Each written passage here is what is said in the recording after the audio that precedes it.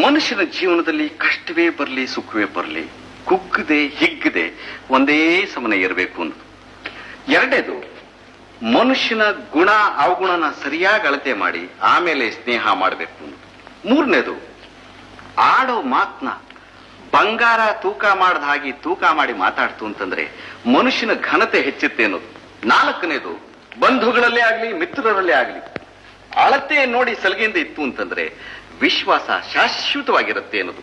ಐದನೇದು, ಕಾಲ ಅನ್ನೋದು ಬೆಲೆ ಕಟ್ಟಕ್ಕಾಗದೇ ಇರುವಂತಹ ವಸ್ತು. ಅದನ್ನ ನಾವು ಮಾಡೋ ಪ್ರತಿಯೊಂದು ಕೆಲಸಕ್ಕೂ ಅಳತೆ ಮಾಡಿ ಉಪಯೋಗಿಸ್ತು ಅಂತಂದ್ರೆ ಜೀವನ ಸಾರ್ಥಕವಾಗತ್ತೆ. ಆರನೇದು, ಯಾವ ಕಾರಣಕ್ಕೆ ಆಗ್ಲಿ ಮನುಷ್ಯ ತೂಕ ತಪ್ಪಿ ನಡೀಬಾರ್ದು. ಈ 6 ತತ್ವನ ಯಾರು ಅರಿತು ಅದರಂತೆ ನಡೀತಾರೆ ಅವ್ರು ನಿಜವಾಗೂ ದೊಡ್ಡ ವ್ಯಕ್ತಿಗಳು ಅಂತ ಅನಿಸ್ಕೋತಾರೆ. ಏನು ಯೋಚನೆ ಮಾಡ್ತಾ ಇದ್ದೀವಿ? ನಿಮ್ಮ ಮಾತನ್ನ ಯೋಚನೆ